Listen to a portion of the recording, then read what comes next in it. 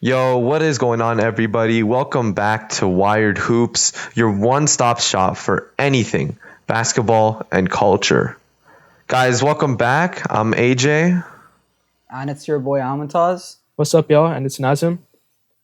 And yeah, so let's just get started with this week's episode. We apologize for being a little bit late this time around. It was just a little bit of scheduling errors. But we have a lot to talk about, a lot to unpack. So let's get started. But before we begin, guys, how are you guys doing today?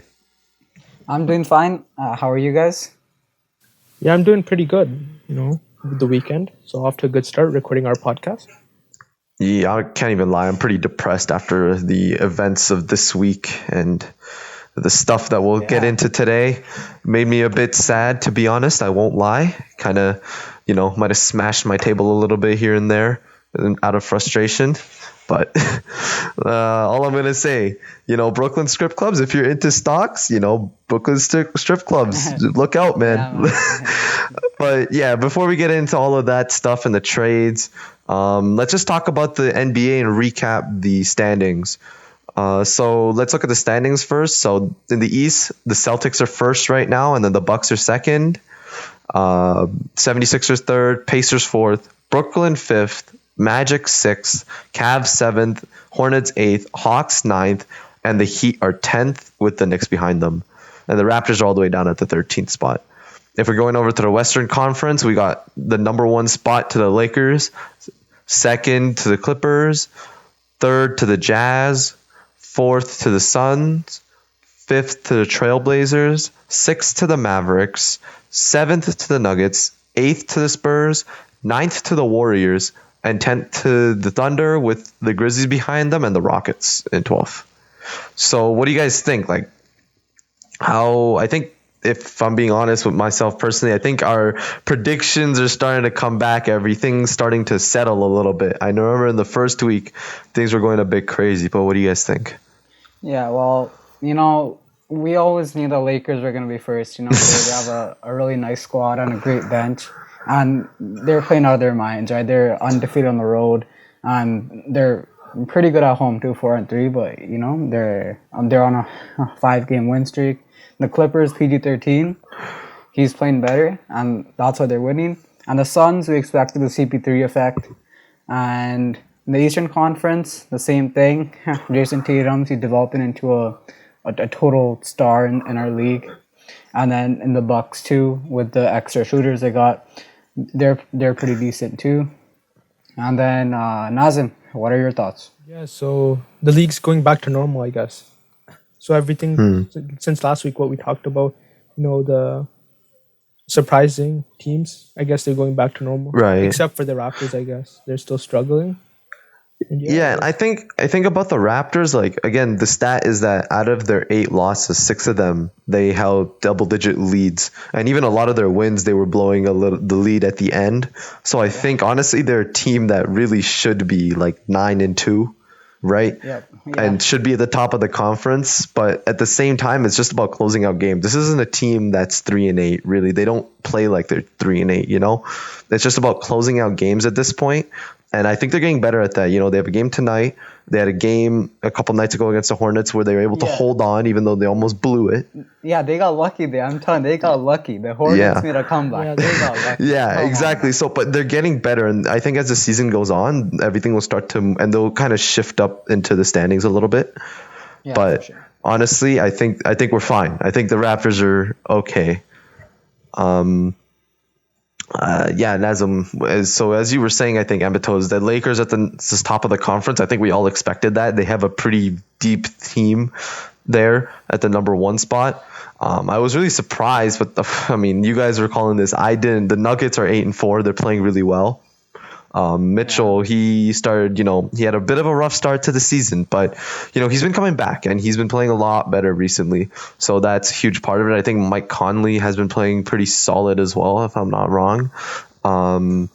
He's averaging 17 points on the season, 45% from the field, 43% from three. So he's playing really well. It seems like he's kind of started to find his own, he's coming into his own with his Utah team as he was struggling last season. The Suns, they're right where I thought they'd be the 8th seed, but the CP3 effect's really been really been something, to be honest. Dame and CJ have been playing amazing. Porzingis, he's actually played pretty solid in his 2 games since he returned.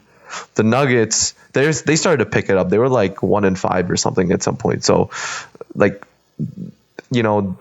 they're pretty good right now. The Spurs, they have a lot of deep talent. I think this 11th or even 12th to 8th spot is like going to be insane this year with the Rockets, Grizzlies, Thunder, Warriors, and Spurs. Yeah.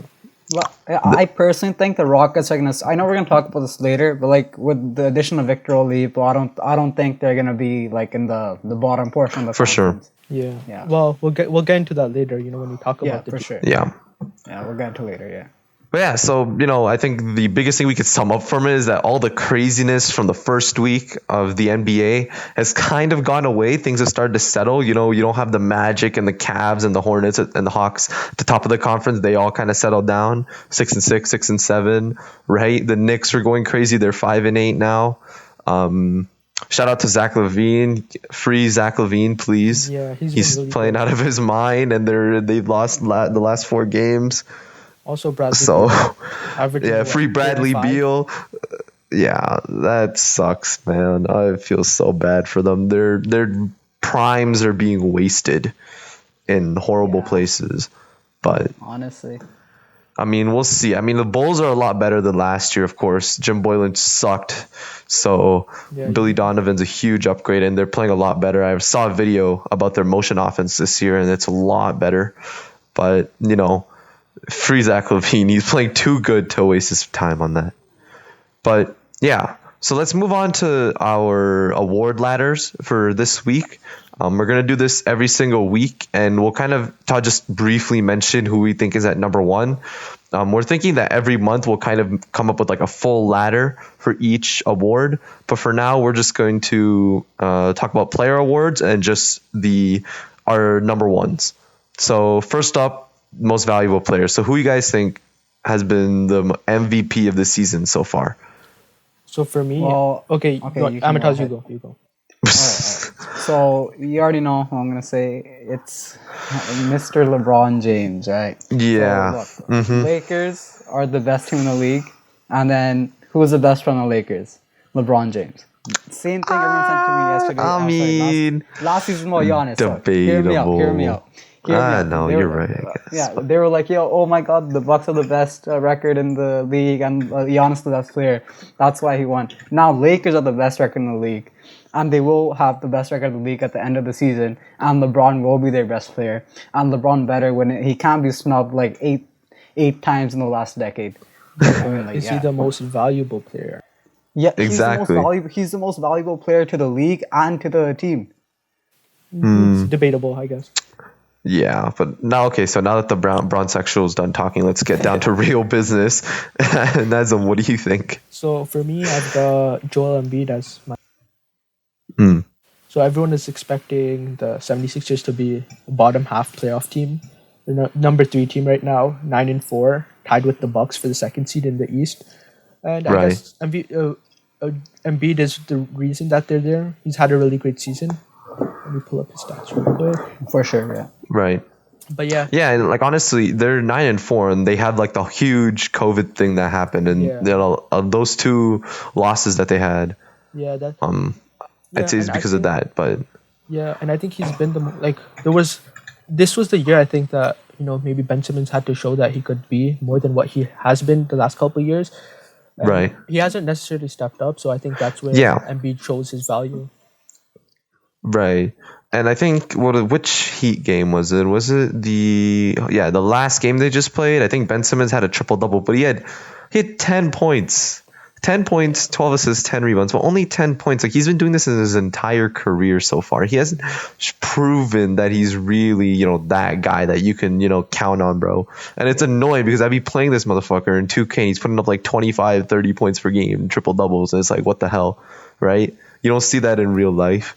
Yeah. It's just annoying as hell. But I think I'm gonna talk about Ben Simmons a little bit when we look at the James Harden trade and the possible. There was the other trade with the 76ers. That was a possibility. Right. Yeah. So and to be very frank here, I don't think he's gonna be an all-star this season. Like he's not putting up very good numbers, right? Like, that's a real possibility because a lot of the guys. It could be. Let's check it. Let's check it his overall stats this season. So he's averaging 12 points per game, about 9 rebounds, and about 8 assists. Not bad, but 12 points a game, that's a bit concerning. His career average is 16. Yeah. So it is a little bit concerning to see Ben Simmons like that, but we gotta see, man. We gotta see. He's in his 4th year, and he's kind of 5th year, actually. No, 4th year, but he's got to show us something. His jump shot, he's averaging 33% from the field, but he barely attempts any 3-pointers. So, and he's not even like shooting any like field goal attempts, right? He's like for his last game he put up eight shots and made 4 of them. And right. Against and then the game before that he put up 2 shots, right? So like, I don't know. I think he needs to shoot more. He needs to like get into the paint and stuff. But like, yeah, he's not like that's even the biggest thing, right? Ben Simmons isn't getting aggressive. Like you look at a young LeBron. This dude was aggressive. First of all, young LeBron had some sort of resemblance of a shot. Like he could make that clutch 3-pointer. He could hit mid-range jumpers. Ben Simmons can't hit anything. Right, but young LeBron, a thing that he did was that he was mad aggressive. Like he would always be trying to slash to the rim. But Ben Simmons doesn't seem like he wants to do that. He just kind of plays super passive, right? He just kind of chills out on the wing, maybe in the corner, right? Even though he can't shoot that shot, right? Or maybe he goes into the dunker spot in the paint and maybe he catches a lob or 2. But he's supposed to be the primary ball handler. He needs to take up on that and start pushing himself to the rim. He's tall. He's pretty strong. He needs to start putting that into use and getting into the paint. At least, do what Giannis does, right? Giannis can't really shoot that well, right? But he still aggressively attacks the rim. And Ben Simmons needs to start doing that as well. Yeah, I think I don't know. Is there a coach that could? I'm not saying that Doc Rivers is a bad coach or whatever, but is there a coach that might push him to, to shooting more shots, getting more? Well, the only person I can really think of is D'Antoni. I mean, he's the offensive mastermind, right? Mm-hmm. He's the guy, or maybe Popovich. Popovich is a great coach too, Popovich, right? Yeah. But if we're talking like specifically offense, I really think that D'Antoni would have been a great fit for Philly. I mean, of course, Doc Rivers is a great coach, but he's not going to bring, I think, the best out of Ben Simmons. He's going to kind of keep him in that dunker spot or in that corner spot, right? But I mean, we'll see. Again, it's only been like 10 to 12 games into the season, so we're really going to have to see what Doc Rivers does with this team. But overall, the entire team looks good, but Ben Simmons has been a bit disappointing for sure. Personally, so back to the awards thing, my MVP for this year is Nikola Jokic. I know the Nuggets are barely holding on in the seeding. They're 6-6, but they've been really good. Like they've been a lot better than people say, like, than their standing shows. They started off really rough. They were 2-1 to start the season, and then they lost to the Kings in overtime and then to the Clippers. So like they had a really rocky start to the season, but their one consistent factor has been Nikola Jokic, and he's been kind of pulling that team forward. He's averaging a triple-double on the season, probably playing his best basketball, right? Coming off that conference finals appearance, the Nuggets look strong and they're starting to get back on the right foot, and a huge part of that is Nikola Jokic, and I think he should, get his recognition for that. To be honest, I really just want to see a center win the MVP because that hasn't happened in a really long time, and I think Jokic is like the perfect guy to give it to. Yeah, I can agree on that for sure. He's also been arguably one of the better offensive players, like maybe top 3 offensive players this season. Yeah. If you look at his stats, and his shooting numbers are up as well. Like he's really good, especially for a big. Hold on, let's check this out. So Jokic has always been like an average shooter, right? But this season 37%. He hasn't had the best shooting performances in his last 3 games, at least from the 3-point line. 1 of 3, 1 of 4, 0 of 4. But he's still shooting 37% from 3, which is above the league average. That's still pretty solid, and he's of course shooting 57% from the field. So, I still think that Jokic can easily average a triple double, but I honestly think that even more than that, he should win the MVP award. Yeah, I mean, he makes everyone else like on his team a lot better, right? Right. Like I see like a small, I mean, you can say a big LeBron in him, right? Because he's a Big center. LeBron. Oh my Yeah, God. Why but does like, LeBron ever average a triple double, bro? Unless it's the but he makes finals, everyone okay? better. Okay, triple double in the finals, sure. But when has LeBron ever averaged a triple double throughout the He season? hasn't averaged a triple double, but he makes everyone around him better. That's what I'm saying. Like Right. LeBron, Jokic makes everyone around him better. Yeah, everything's got to Like come back to LeBron, though, Offensively. right? But I can agree with that. All jokes aside, I can agree with that in that sense. He makes his teammates better. Jamal Murray's also been playing pretty well for that He Nuggets bounced team. I mean, back. he's not bubble Jamal, but he's averaging about 20 points on the season. He could still play a bit better, but he hasn't been too bad. So the next award is Defensive Player of the Year. And so personally, I have Miles Turner. So I still think it's a bit early to tell Defensive Player of the Year. There hasn't been someone we can actually go to and see, who has this guy been clamping. But to be honest, Miles Turner has been putting up some really ridiculous stats. He leads the league in blocks, and he averages a ton of them as well. So honestly, I think that Miles Turner so far has been the, I guess, number one guy. I think 4 blocks a game. Like that's insane, right? He's also averaging 1.5 steals. So although Miles Turner hasn't been the player that everyone thought he'd be, he's supposed to be the star player, right? He was supposed to be the stud, but he hasn't gotten there yet, and I don't think he really ever will. But one thing you can't deny is that he's a defensive stalwart, and he literally, his presence at the rim turns people away. If Rudy Gobert can win Defensive Player of the Year, so can Miles Turner, and that's why I have him. So you go ahead now. Yeah. Okay. So for me, I'm gonna change my choice from what I originally had with Giannis. When we first did the awards, so I'm going with AD. So Lakers are number 1 defense right now, and Right. he has that. I guess he leads the defense of the Lakers. I guess he's what makes them so versatile, because having that big man who can come out to the perimeter and do what he does. So yeah, he's been my depot so far. Yeah, that's a safe pick. I'd say that's safe, pretty good. yeah. And I'm sure Amatos probably says the same thing. Yeah, I agree with Nazim here, right? Like he's going into his prime now, or one can argue he is in his prime now. But he's a defensive stopper, right? And then that was that the block against OKC, where he's like, yo, this kid's out of his mind when he tried to do a layup around AD. I think that was Houston. Yeah, I think it was Houston. Yeah, and then AD started, he wasn't he didn't have a block for 4 games, but now he's back into his groove, and I think he'll be the depoy this season for sure. I mean, he should have been last season too, but Giannis. Yeah, odd set. So he had 5 blocks against the Rockets, none against the Thunder, but then he had 3 against the Pelicans.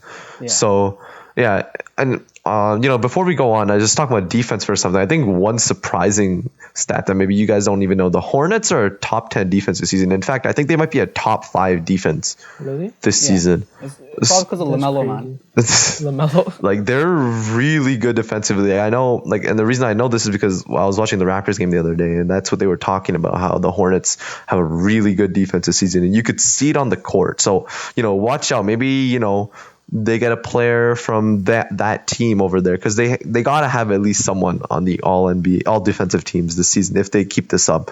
But their defense has been really good. So maybe sleeper, dark horse, Defensive Player of the Year candidate might be on that team. So that's all. I just wanted to put that out there before we move on to the Most Improved Player of the Year. And I think a lot of us will have similar results, but there have been a lot of players who've stepped it up this year. Yeah. So it's a competitive race. Who you guys got? I got Christian Wood from the Rockets. I'm pretty sure he was barely averaging 9 points per game last season. No, he's averaged 13, I think. Yeah, 13. Yeah, 13. Now he's averaging 25, 26, right? And then he's totally popping off this season, and he has a starter. He has a starter role, and he's getting a lot of minutes. So I think he's gonna put up massive numbers and win Most Improved Player this year. Yeah, I have Christian Wood as well. I mean, if we're looking at the Pistons last season, he averaged 13 points per game on 38%, 39% almost from three, 57 from the field. And a lot of those, his stats are probably much lower than that before the All-Star break. But then after the All-Star break, he really started to put up big numbers. And he really didn't get that big of a role really anywhere. I mean, on the Pelicans, he barely played like 8 games, but he averaged 17 points. Right? Nobody really knows that. But in 2018, he was actually playing not too bad. Only in 8 games, of course. But that was pretty solid. And before that, 2.8, 2.7, and then 3.6. So I think he's the coming out story of the year. I think he's the big story that everyone's talking about. He's also a good rebounder, averaging about 10. And he's also solid on defense as well. He gives effort. He's averaging 1.8 blocks on the season. So I really do think that Christian Wood, he's going to be their leading, for the Rockets, aside from Victor Oladipo and John Wall, but I think more importantly, they're going to give Christian Wood the ball every single time down. I think he's going to be their number one scorer, and with Harden gone, he's going to put up even bigger numbers. So yeah, I got Wood as well.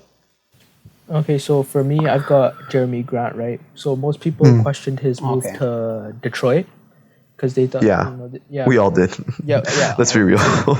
We all thought that he was clowning himself. Yeah. So he went there because he wanted a bigger offensive role, and that's what he's got. So, obviously, that's what he's going to get because he's probably their second best offensive player outside Blake Griffin. And I guess Blake Griffin hasn't been good this year. So he's averaging 24.8, 6 rebounds. He's shooting it really efficiently. So 46% from the field and 39% from 3. And I questioned him. Like, I didn't know. I knew he was going to get the bigger offensive role, but I didn't know if he was going to be able to produce or be efficient. Yeah. He's done both of those things this year. Yeah, and he's honestly gotten better every single year. So, as surprising as it may seem to a lot of keen NBA eyes, this might not even be that big of a surprise. But 25 points per game, that's pretty crazy. Yeah. Going from what did he go from last season? He averaged what? 12 points last season. So it's pretty crazy, yeah. The one thing is, I think, is just he's obviously his stats are inflated because he's on such a bad team. But on a championship contender team, I think maybe he could be a third option. I'm not sure. No, I mean, I think so because he really looks really good as the first option. I mean, he's hitting shots, he's hitting threes. But honestly, after this season, I can really see the Pistons trade him because the Pistons aren't good this season. They thought that they could compete. They brought in all these players thinking they could compete for a spot in the playoffs, but it hasn't happened. Blake Griffin sucked. I don't know what's going on with them. I think Blake Griffin's career is starting to go in the wrong direction, but maybe it's just injuries and he's just getting used to it, I guess. But he's not had the best season, and that's probably a huge part of why they haven't been playing very well. But honestly, they will probably look to trade Jeremy Grant after this season because, dude, he hasn't scored less than 20 points this season. He hasn't scored 20 points at all this season. His lowest point total this season is 22. That's insane. That's really good. So, he's been playing a lot of minutes too, but I mean, he hasn't scored less than 22 points on this season. Maybe that, of course, that could change in a 72-game schedule, but that's still pretty consistently good. I can see a lot of teams that are, looking to become contenders, looking for a guy like Jeremy Grant, who can come off as that second option, third option. But you also got to remember that he's also a very good defender as well. Yeah, this coming out party of his is crazy, but that's more on the offensive end. He's always been a great defensive player. So, look for that. Look out for, other teams looking to try to get him from the Pistons. Because that could be a very real possibility. Mm-hmm. So moving on now. Yeah. Oh, yeah, we got Rookie of the Year, and I think this is going to be pretty unanimous throughout all of our predictions. Can I just say, guys, LaMelo Ball? Yeah, I agree. Yeah, there's a stat out there. I think every NBA fan has seen it. He leads every statistical category for rookies except for, I think, blocks. So out of the 5 major statistical categories, he leads 4 of them, right? Yep. So, I mean, he At first I think we all had our concerns about, what type of player would he be, but honestly, he looks the complete opposite of Lonzo. He plays with so much confidence every single time down the floor, and I think that's the biggest thing that Lonzo Ball he lacked was his confidence. Whenever he missed shots, you'd feel like he would deflate him, right?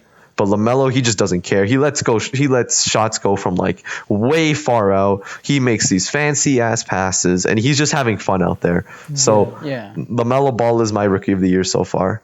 My other picks, Isaac Okoro, and Wiseman's been playing pretty good, but Isaac Okoro hasn't really been playing like. For a bit?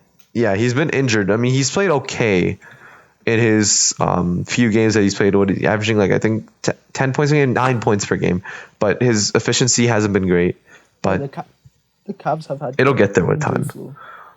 Yeah, I agree with Ayush here, right? Like, if you take LaMelo off the Hornets, they're not at 8 seed, right? He's making an actual difference on this team. Yeah. Right? So, I completely agree with you here. LaMelo is my rookie of the year. And, I think... one interesting factor is that now with this thing about LaMelo Ball, they're seeing how good he is, what's going to happen with Terry Rozier and Devontae Graham? I think Terry Rozier has been seen to have a pretty good fit with LaMelo because LaMelo is usually the facilitator, but Rozier is really lighting it up from the field. But Devontae Graham, I think he's been struggling a little bit this season, if I'm not wrong. Yeah, he's on my fantasy team, yeah. He's averaging 12 points on 30% from the field, 31 from 3. So he's definitely not playing as well as he did last season. And I think the Hornets might look to trade him because he is still pretty young. And I think a lot of young players could use him. He's about 25. He's 25 years old. And I think a lot of young teams in the league who need a point guard, teams that are going back into the lottery, maybe like a Pistons or... Timberwolves, not really, but I'm looking at more of the Pistons. Maybe if the Wizards want to do a full reset, the Kings even, right? If they want to move on from De'Aaron Fox, or they want to add him beside De'Aaron Fox and move on from Buddy Hield, I think Devontae Graham could be someone to look at. With LaMelo Ball having this really good season, but. That topic and that conversation's for another time. Agreed. So the next on our list and the final thing we'll talk about before we get into this whole trade,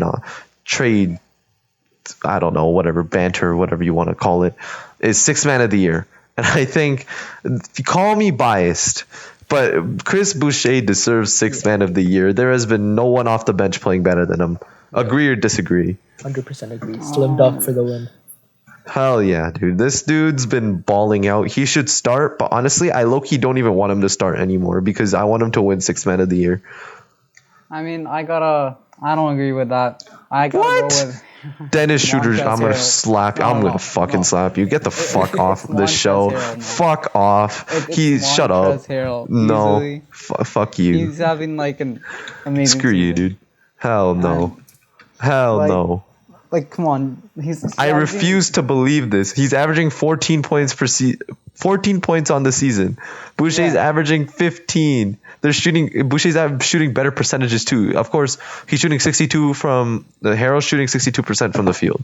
Boucher's shooting 59%, which is about the same thing. He's also shooting 48% from 3. He's averaging 1 rebound less. That's it. He's averaging a little over. They're averaging the same amount of assists, the same amount of steals. But Boucher is second in the league in blocks. Yeah, block. Okay. I'm pretty sure he's second in the league in blocks, man. He's averaging 2.5 blocks per game. Yeah. But is he really helping his team win? Yes. He is. Have you seen his kid in the last 5 games? Dude, he's been balling, bro. He's been balling, mate. Raptors are 3-8. Lakers are the best in the league. Yeah, but the Raptors are turning it around. And you know what? Sixth Man of the Year, he's literally helping them win so many games. He had 25 and 10 against the Hornets last time in 30 minutes played. That's so many games. They won 3, but I'm just saying that No, but those 3 games, literally, those 3 wins, a huge part of that was, Boucher. if the Raptors do turn it around, end up being like a 4 or 5 seed, I will agree with you that Boucher. Bro, Montrezl Harrell is not playing. Like, he's playing good for his role, but he is not sixth man of the year. There's better six men out there. I wouldn't even have Montrezl Harrell in my top 5, man, or top 3 at least. Like, Boucher outplays Montrezl Harrell any day. But the thing is, like, seeding shouldn't affect six man of the year. Six man of the year is just stats. It's based on It's mostly stats. But if you want to go with that winning thing, the Raptors will turn it around. Have faith. But Boucher, if they do, I will change my Mr. Slim Duck himself is gonna win this award because he's playing amazing, and I don't want to hear otherwise. If the Raptors turn it around, I will apologize to both of you on this on Wired Hoops. Okay. All right. I'm looking for that. This is recorded. This is all recorded. It's all going to be posted. We're going to be looking for that. Me and Nazem are waiting for that day. Yeah. But Nazem, I think, so you agree with me. So that's fine. We're cool. We're cool. Fuck you, Emitos. Emitos and I, we're not cool anymore after that statement. Hell no. But moving on to the major part, the big blockbuster deal, the 4-team trade for surrounding James Harden. So I'm just going to say the details and what team got what, or what team got who. So of course, let's start with the Brooklyn Nets. They get James Harden. And then the Houston Rockets, they're getting Victor Oladipo, Dante Exum, and Rodions Kurucs. And they're also getting 4 first-round picks, which 3 are from the Nets. I mean, all of them are from the Nets, but 3 are like Nets picks in 2022, 2024, and 2026. And 1 is from the Bucks, which they got from Cleveland, which is the Cleveland 2022 pick. And they're also getting 4 pick swaps from the Nets, 2021, 2023, 2025, and 2027. The Nets are not going to own a pick or their first round pick until 2028. That's 7 years from now. That's scary. Yeah, that's foreshadowing, I feel. It's like history repeating itself, but we'll get into that. And the Indiana Pacers are getting Karis LeVert and a second-round pick from Houston. And the Cavs are getting Jarrett Allen and Taurean Prince. Yeah. So this is a massive deal regarding big players and just a bunch of different teams. Let's start with the Brooklyn Nets, guys, which is like the big bulk. Let's start with them, get them right out of the way. What do you guys think? How is this going to shape up for the Nets? Well, I personally think that Irving is the loser of this trade. I think that's facts. I mean, he lost the ball now, right? He's not going to get like 20 shots a game now because now the ball's going to be divided between 3 dudes, right? So, I think, the Nets management are the winners, and maybe even KD and James Harden, but Irving is for sure the loser. Right. And I got to agree with that because, we've seen Durant play in a system that's less iso ball, more ball movement, more motion, and more cuts in Golden State. And I think he's gotten accustomed to that, right? Playing alongside 3 other stars that can put up numbers. So I think KD is going to be like the player that everyone doesn't have to really worry about. I think he's going to have to be the glue guy for this big 3. The main issue is going to be with Harden and Kyrie Irving. First of all, we don't even know where Kyrie Irving is. Is he even going to play? What the hell's going on with him? Kyrie Irving has his own drama, right? But James Harden, I mean, he's come out and said that he's just going to try to make his teammates better. He's not going to iso ball that much. He's going to do what he's asked because he just wants to win a championship, which is a good sign. But we're going to have to see what Kyrie wants because Kyrie's on some he's on some crazy ass pack. Let's be real, bro. He's smoking that brownie pack right now. But I mean, we don't know what's going on with him.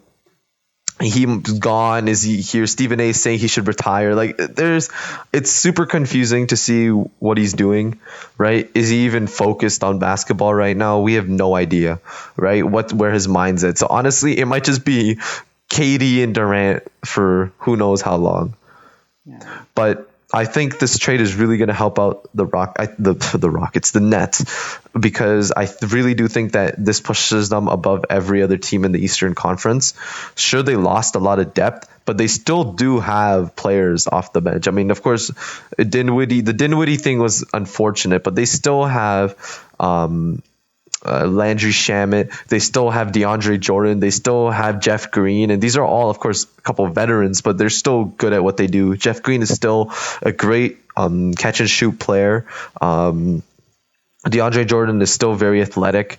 I think that they still have pieces on their team and they still have depth. Of course, they still have Dinwiddie, right? I mean, maybe he's not going to be available to next season, but looking at a grand spectrum in the next couple of seasons that James Harden is going to be on this team, I really do think their championship aspirations are high. And I think that, they have everyone to do it. Joe Harris is another guy I didn't even mention. Tyler Johnson. Like, they still have good players. TLC even, right? They still have good players that are just going to get more expanded roles now. And it's going to be great to see. Yeah. And how about Nazim? Yeah. So for me, like you guys talked about, Kyrie is the main loser in this. I think KD and Harden worked together really well because, as Ayush talked about, the Golden State situation and how he dealt with that and how that excelled. My thing about Kyrie is that we saw him as a second option, with LeBron, but we've never seen him as the third option, and he's not even much of a passer. So that's where my problem comes in. I don't know, like, what he can do without the ball in his hand. Defensively, yeah, there's problems, but I think the buyout market is going to be really helpful for them. I think they can most likely. I think Trevor Ariza gets bought out, and I think they pick him up. I also think RHJ is still a free agent, and he knows the Brooklyn. I guess he knows the Brooklyn Nets, so he can. I think they can sign him up. I'm not sure about any. Yeah, speaking of Chap, he said he said he wants to come back to the Raptors now. Like, I don't know if you've seen an Instagram comment. When there was like a post by, I think, The Score, and they were talking about the Raptors and their struggles, and then Chap was in the comments and he's like, yo, side me. He looks like they need a dog. And I was just like, yo, they need to get him back. I really like that dude. He was pretty good for the Raptors. I'd like to see him come back, but I mean, we'll see what happens. So overall, another surprising thing, I just got a notification. James Harden is actually available to make his debut tonight. Oh, really? Yeah. Against the Magic. So that'll be pretty cool. I wonder what jersey number he's going to be wearing, though, because I don't know if you guys seen the whole Instagram story, I guess, conversation that Landry Shamet and him have been having. But I mean, we'll see what number he wears today. I'm kind of curious. He's wearing 13. Is he going to be wearing 13? Yeah, it was confirmed. Oh, okay. So what is Shamet wearing then? I'm not sure. Imagine they make Shamet wear number 11 No, I think he because goes back Irving's to not there. 26. I think that's what he was wearing with the Clippers. So I think he probably goes back to 26. Yeah, maybe. I see. No, Dinwiddie's 26. No, did Dinwiddie change his number? I don't know. I don't remember. Not really good with. Yo, it's been because he was number 8, and I think he's still number. I don't know, man. Yeah, but yeah, that was the major concern for me because I honestly thought it'd be cool if he was wearing a different number, but that's fine. 13 fits Harden. That's been his number for a while now. At least Pizza rolls are back, and I'm kind of hyped to see his debut. Honey buns. Yup. Yeah. Yeah, the honey buns, right? That's what Shamet wanted. But like, I saw another story where like James Harden's like, "Yo, I'm struggling to find them. Like, you got to give me some time or some shit." So, I mean, we'll see what happens. It's gonna be weird to see James Harden in a Brooklyn jersey, but well, all of our questions about how this team's gonna play should be answered tonight. Yeah. Moving on, I think, let's talk about the Rockets now. So the Rockets got a major haul. They got 8 picks. And they got Oladipo, Exum, and Karooks. So the 8 picks, I mean, we can talk about their value, especially the top 4. But there's a Cleveland 2022 pick. We don't know how Cleveland's going to be next year, but if they're anything like this year, that could be a really good pick. Isn't that 2022 pick the Bucks one? Yeah, but it's Bucks via Cleveland. Yeah, so it's from the Bucks. So essentially Cleveland traded it to the Bucks. The Bucks traded it to the Nets. The Nets traded it to Houston. I think it's the other way around. I think it's a Bucks pick going to the thing. So the Cavs own. No. Well, at least the source that the article I found it on, it was the Cavs pick. Yeah.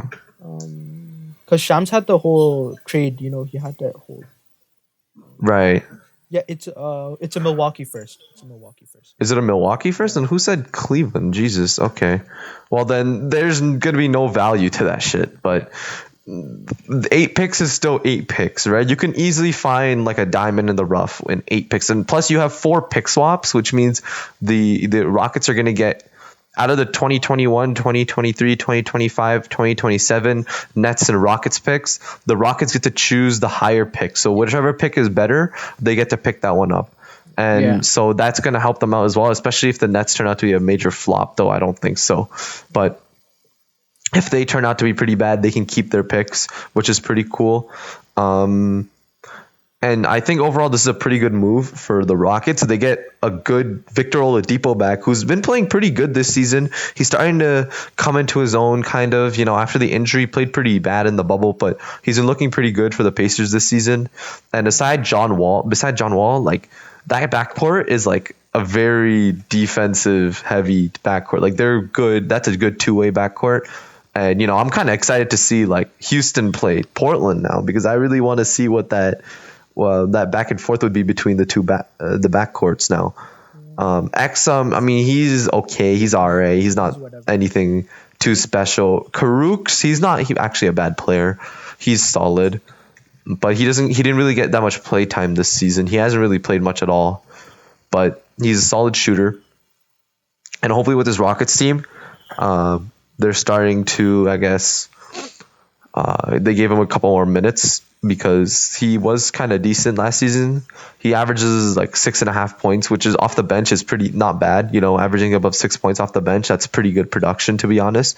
It's not horrible, but maybe if he gets more minutes, he can play a bit better. We don't know. But of course, the main guy over there is Victor Oladipo. And then the Indiana Pacers, so they get Caris LeVert. So essentially how this trade worked, it was essentially between the Houston, Cleveland, and Brooklyn. And essentially then, so what happened was that Houston got Caris LeVert. And then from there, they traded Caris LeVert to the Pacers for Victor Oladipo, and they gave up a second-round pick as well. So I actually really do like this trade for the Pacers, because even though Oladipo was playing really well, there's concerns about him staying, right? So that kind of gets evaporated, sort of. I don't think he was going to re-sign with the thing. Yeah, I don't think so either. And honestly, we don't even know if he's going to re-sign with the Rockets, but we'll see. I don't think he is. I think, like, going back to the Rockets, I think the one thing he can do with Victor Oladipo, they can still trade him at the trade deadline. So right. Or if he wants to re-sign, they can re-sign him. So. For sure. I think that's pretty impressive as well. Like, that was a pretty impressive trade for the Rockets. This one, I thought it was pretty cool. But I think this helps out Indiana in more ways. Like, I think Caris LeVert's going to be better for Indiana than Victor Oladipo. Because Caris LeVert, it's going to be the Caris LeVert show now, right? He's going to have that breakout season, I feel. But also, I think one thing that Caris LeVert showed us in the bubble, especially against Toronto last season in the playoffs, was his ability to pass. Yeah. This Indiana team is very deep, and they rely on that. They don't have like a specific player that they always go to. You know, every game there's another player going off for 25, 30 points. You have Sabonis and Brogdon, now LeVert, you have Warren, right? So they rely on that team effort on the offensive end to produce. Right? Like all of them can go off for like 20 to 25 a night, right? But I think to aid to that, now you have a guy who's an elite shooter who off catch and shoot, but he can also make plays for his teammates and for himself, right? Oladipo, he's not the greatest shooter, right? He's not known as a sharpshooter who's more catch and shoot. He was more of a ball dominant player who can, cut off, who wasn't really the greatest shooter. So I think in that aspect, it does help them. They lose a bit of defense, but they still have pretty solid defensive players on that team. Yeah. So Indiana looks good. Yeah, I personally think that Indiana is gonna remain the same, like where they are now, like probably a 4 or 5 seed by the end. But the Rockets, I think, are gonna have a much better effect, right? Because now with James Harden out, they're gonna have a lot less adversity in the team, and they're gonna like mesh together with Oladipo. And I think they can go up to maybe like a 5 seed, but I think they're gonna get bounced in the first round though, for sure. I don't see them making the second round in the playoffs.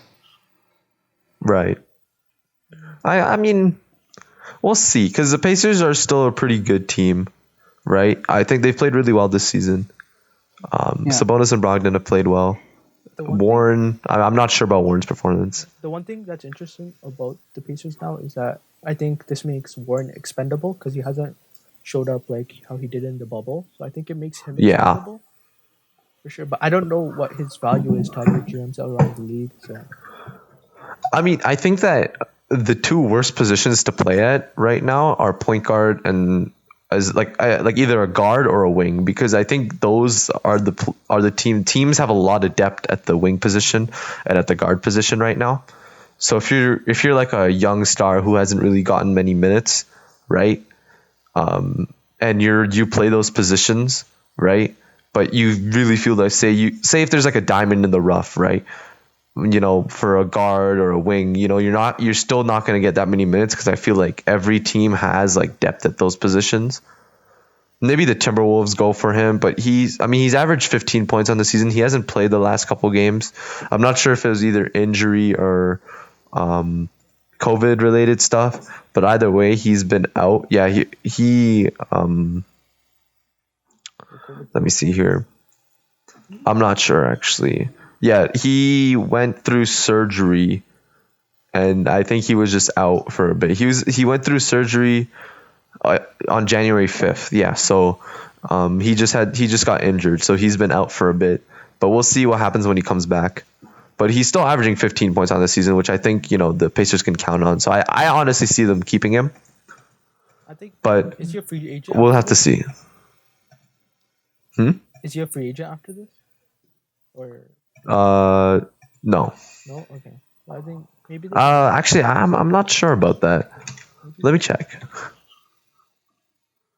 No, he's going to be No, he's going to be a free agent after next season. Okay. So he's going to make 13.4 million in 2021, 2022. So he's still on a pretty cheap contract. He's on a solid contract. It's not like he's on some crazy expensive contract. So I really do see them riding out his contract unless he specifically ask for a trade. Yeah, demands a trade. I think Warren likes where he is as well. They're a competitive team, but they just need to see what can push them over the edge right now. Yeah. Right? They need to get that closer. I think they're in a similar situation as the Raptors, except things are working out for them. But in the sense that they have a lot of balanced scoring and they can get scoring from a lot of different places. They're a good team defensively, but they don't have that guy, you know? Yeah. And that's what the Raptors needed to win a championship. And honestly, I feel like if they're going to pull a trade, it's going to be for a frustrated star. Yeah, like the Indiana Pacers, like the way they are right now, they won't survive a series in the playoffs, I believe. Mm-hmm. Right? Like I beg to differ. I think they can make the second round at least. But like I said, I think it's going to be a Raptors like situation where they need, you know, that go-to guy that they can count on, because, you know, similar to what happened to the Hawks in 2015 with their really balanced team and team-based effort, and with the Raptors for who knows how long now, right? You're going to, at some point, your team's going to hit a wall, and you're going to need that one guy to kind of step up. Is there a guy like that on the Pacers?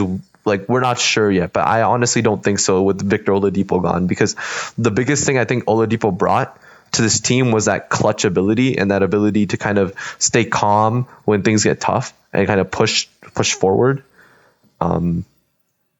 I think they kind of lose that by gaining Karis LeVert, because he hasn't really proven himself necessarily as that guy, and nobody on this team has really proven himself to be that guy.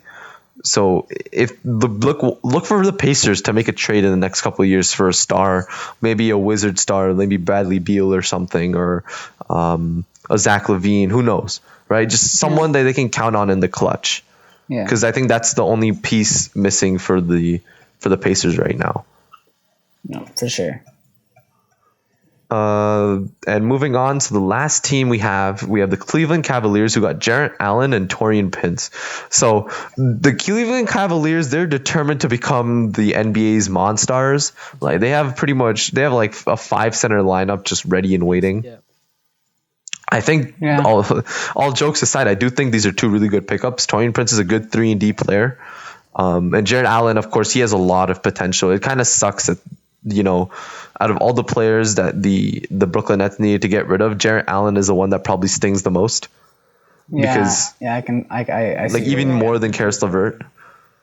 Yeah, like I would have rather have them get rid of DJ, but I don't think this trade would have gone through if they were only willing to give a DeAndre Jordan.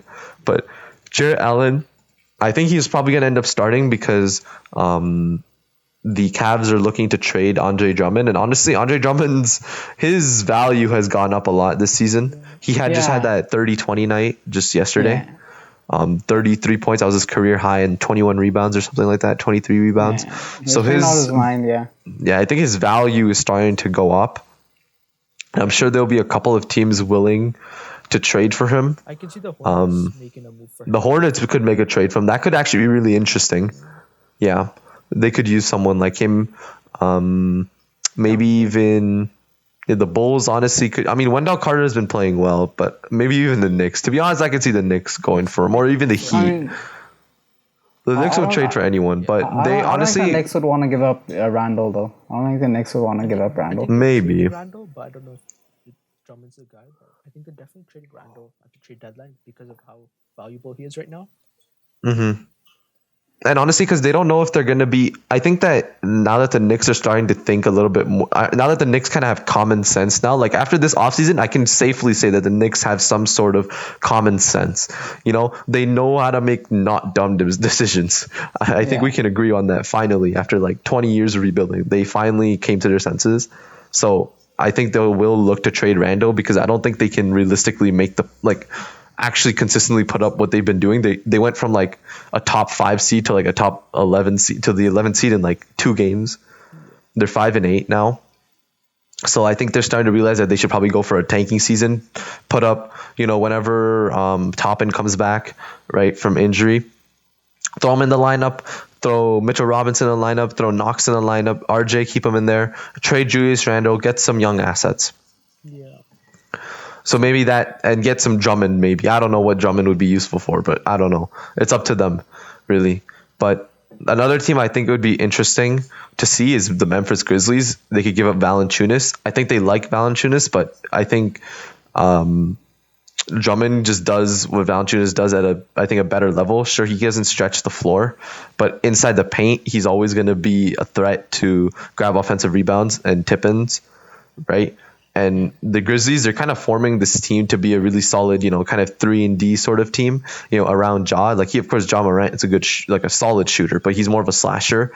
And, that sort of drive and kick offense, I think that's what they're kind of looking through with like Dylan Brooks and even, what's his name? The Canadian on the team. I forget his name.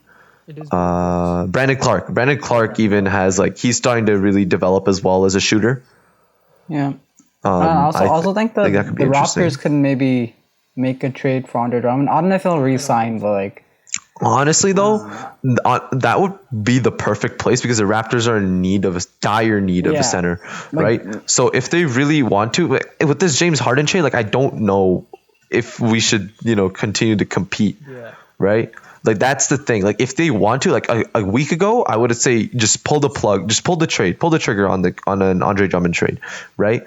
Because honestly, we would probably win a lot more games that way. Yeah. Because we honestly, our biggest concern is rebounding, and literally the only thing that Drummond does at an elite level is rebound. So that would have been good. But now I really do think that 13th seed, maybe we lose a couple more games, drop down to the 15th spot, guarantee that number 1 pick. Because there's no way in hell in the next couple of years that we are winning a championship, especially with this Nets trade. Yeah. I mean, I don't know. I'm not a Raptors fan, but I like watching them in the playoffs. So I do too. I love watching, dude. I mean, with COVID and stuff, there's no Jurassic Park vibe or anything, but it'd be nice to see them in the playoffs. It'd be a bit weird if they weren't. And of course, I'm going to cheer them on to win every game, but I don't know if pushing for the playoffs is the best.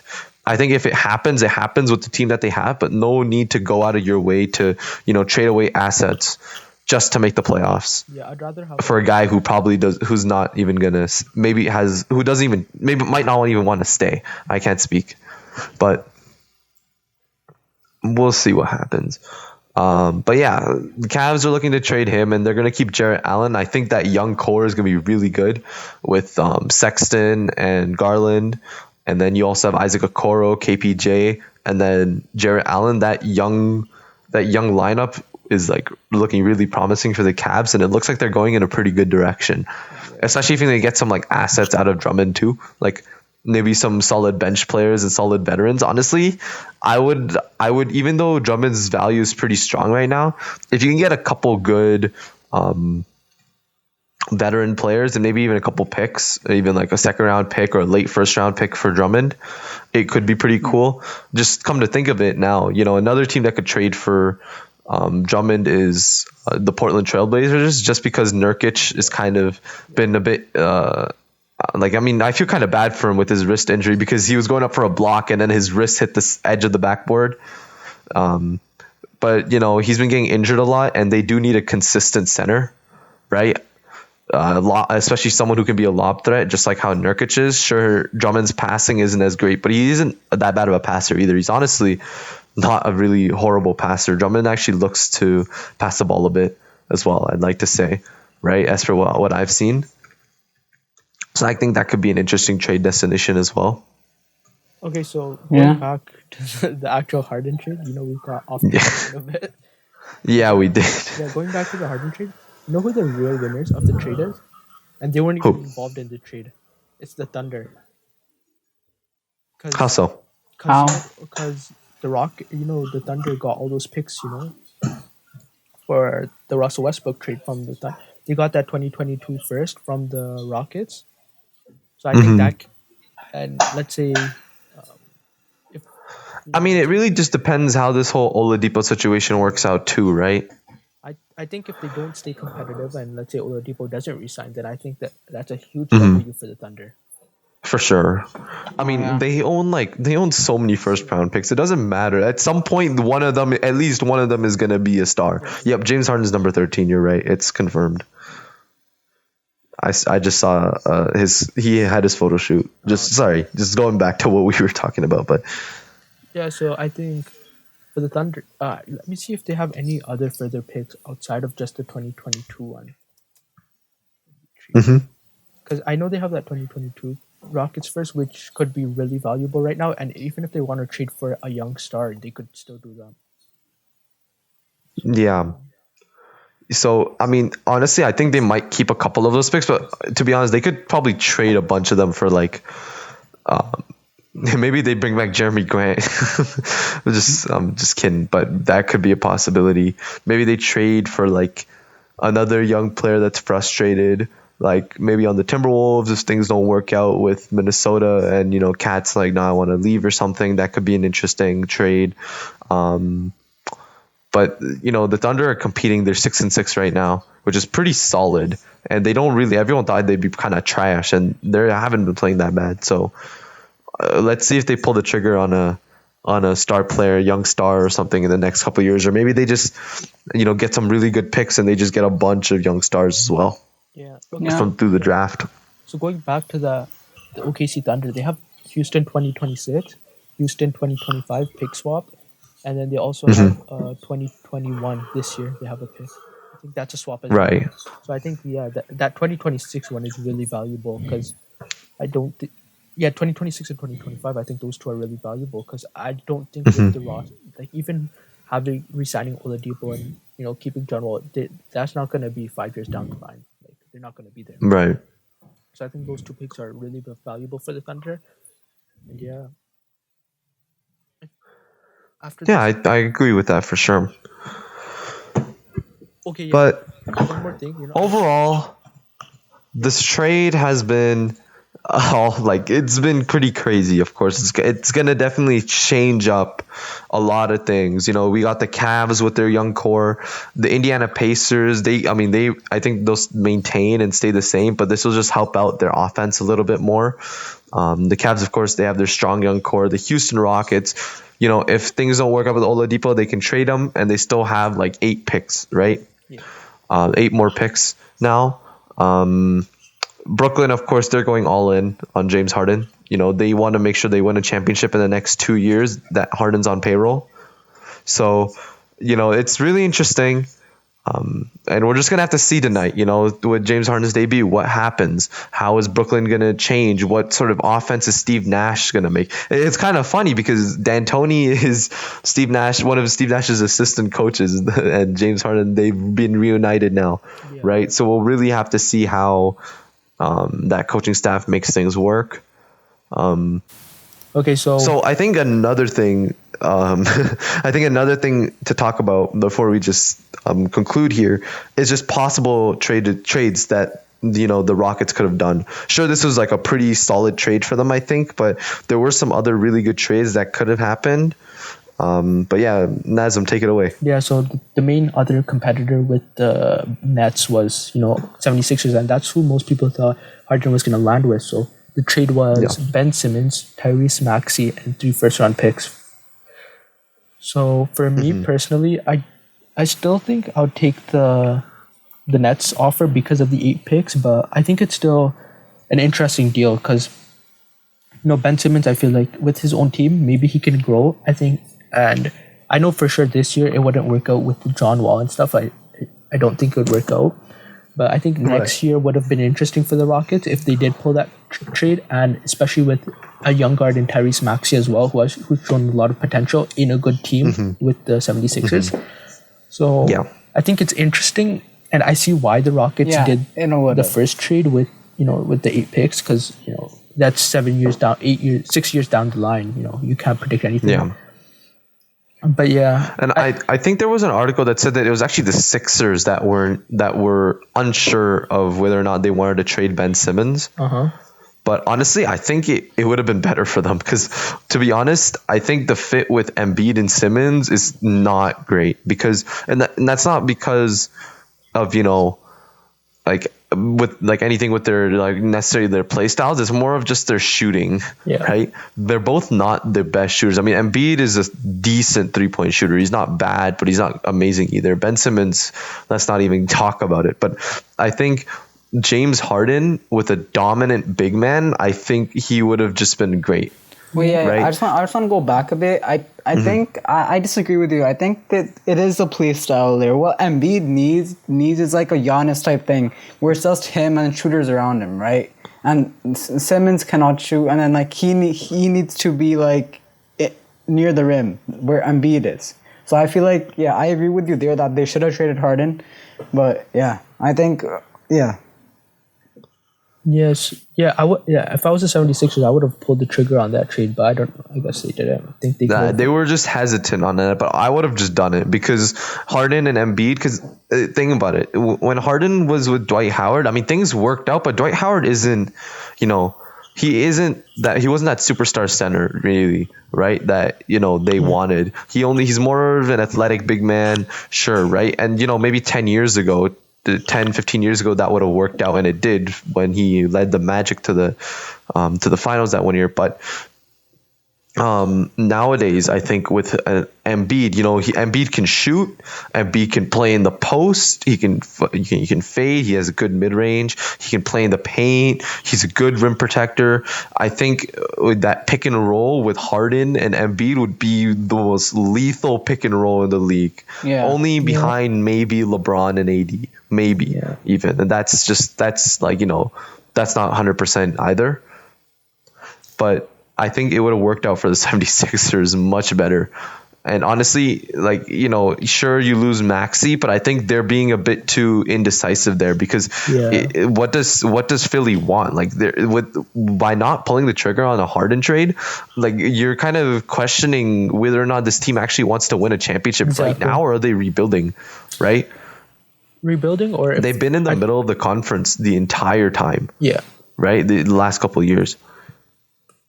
So, I mean, it's kind of concerning to me. It's like if they didn't pull a trade like this, sometimes you have to make sacrifices. Masai Ujiri, he traded DeMar DeRozan, a fan favorite, for Kawhi Leonard, but it ended in a championship, right? You got to make sacrifices like that. The Lakers literally gave up their entire youth for Anthony Davis, but they won a championship, right?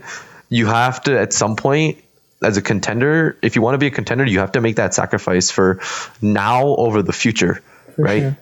And they were unwilling to do that, which is kind of a bit disappointing. Yeah, like But I mean, we'll see what happens with the Sixers this season. I think I would have had if Harden was in Philly, I would have had them in the finals against the Lakers, right? I think they would have beaten the Nets, Harden and Embiid.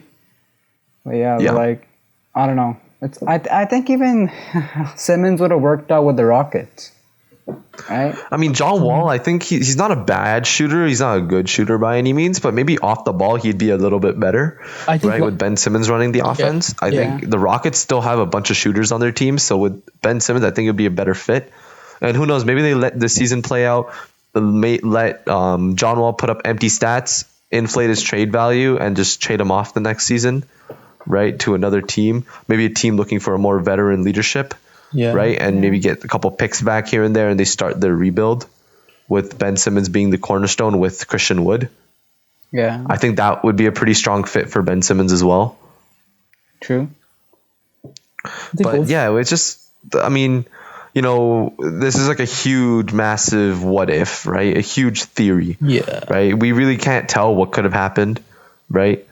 But we can only give our predictions or whatnot. Now we just got to live with what we have, right? And we just got to see what happens now, right? What's Philly gonna do? Why did Philly not pull the plug? I'm sure they had a reason, and we're gonna see that now, and hopefully at least.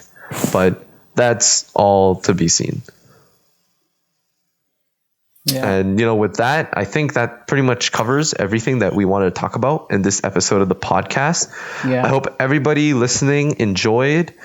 Please check out our social media, our Instagram at Wired Hoops. Check out our YouTube channel as well. We post all of our podcasts there in full length. Sometimes if they're a bit too long, we cut them down. We post those and an entire full length podcast as well with timestamps. Make sure to, you know, give us a follow on Spotify and Anchor. And with that being said, guys, see you next week. Yes, stay sir. happy, stay positive. And yeah, peace. Peace out, guys. Have a great week.